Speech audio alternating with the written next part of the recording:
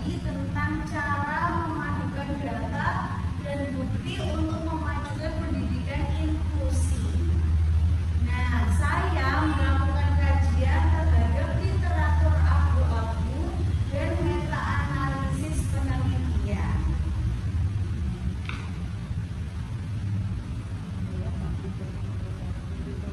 Latar belakang saya berbagi ini adalah bahwasanya saya menemui bahwasanya pendidikan inklusi itu bertujuan untuk memberikan kesempatan belajar yang sama bagi semua peserta didik.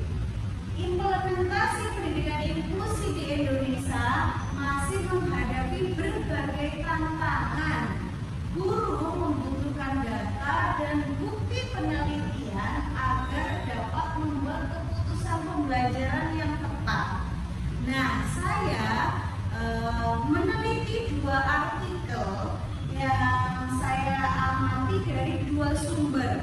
Yang pertama, artikel berita Kompas tentang tantangan sekolah inklusi. Artikel yang kedua yaitu tentang artikel meta-analisis internasional tentang efektivitas pendidikan inklusi.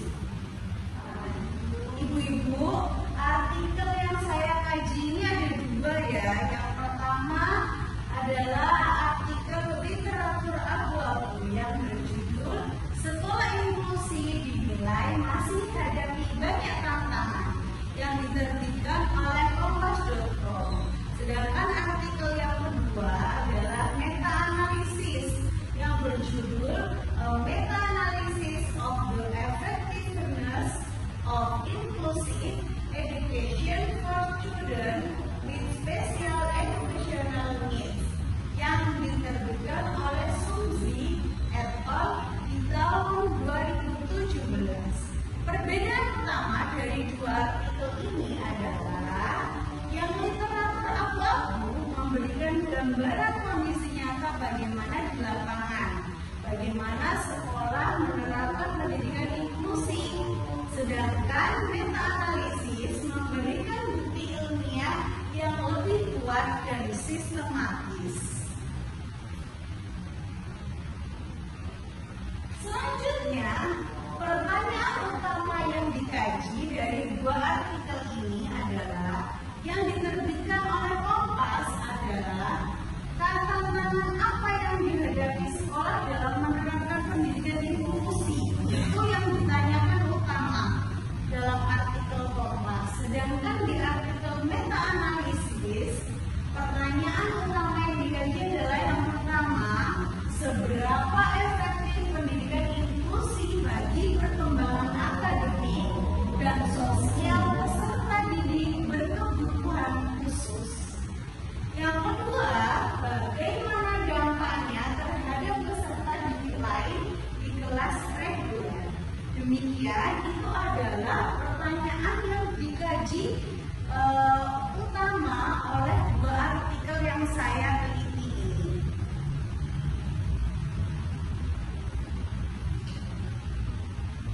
Nah, lalu apa sih dampak terhadap praktik pembelajaran saya? Bagaimana dampaknya terhadap pengajaran yang saya lakukan ataupun teman-teman yang lain?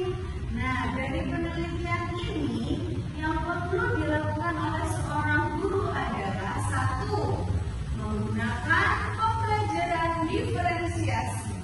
Yang kedua, menyesuaikan strategi pembelajaran sesuai dengan kebutuhan murid. Yang ketiga,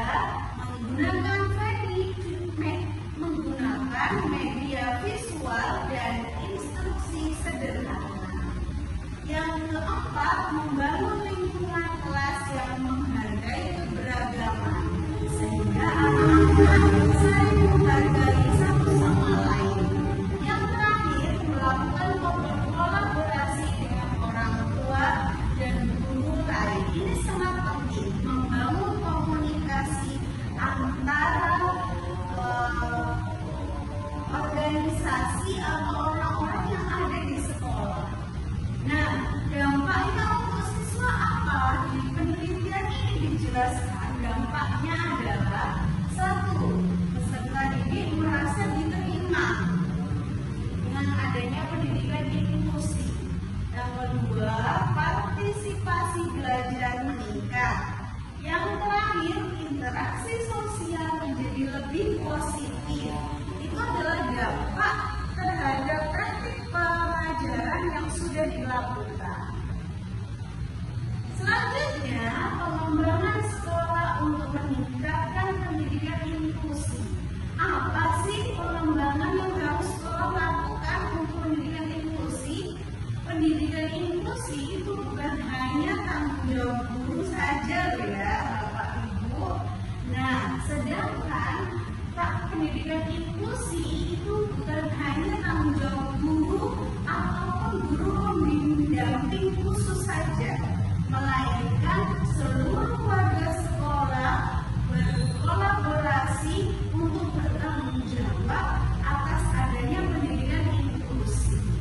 Nah, tugas sekolah apa dalam mengembangkan dan meningkatkan pendidikan inklusi? Yang pertama, meningkatkan pelatihan guru tentang pendidikan inklusif. Yang kedua, menyediakan dukungan layanan khusus. Di sekolah itu harus ada layanan khusus bagi anak-anak berkebutuhan khusus untuk mengembangkan pendidikan inklusi di sekolah tersebut. Yang ketiga, mengembangkan budaya sekolah yang ramah keberagaman. Yang terakhir, menggunakan data hasil belajar sebagai dasar pengambil keputusan. Jadi ini adalah hal-hal yang harus dikembangkan sekolah untuk meningkatkan pendidikan inklusi di sekolah masing-masing. Nah, sampailah kita di kesimpulan dari dua artikel yang saya teliti ini adalah yang pertama, data dan bukti penelitian itu ternyata sangat penting untuk mendukung keputusan dalam pendidikan inklusi. Selanjutnya, literatur abu-abu membantu memahami kondisi nyata yang ada di lapangan, yakni di sekolah itu bagaimana kondisinya. Yang ketiga, meta-analisis memberikan bukti ilmiah yang lebih kuat bagi kita seorang pendidik. Keempat, pendidikan inklusif terbukti memberikan manfaat akademik dan sosial jika didukung praktik pembelajaran yang tepat. Terakhir, kesimpulan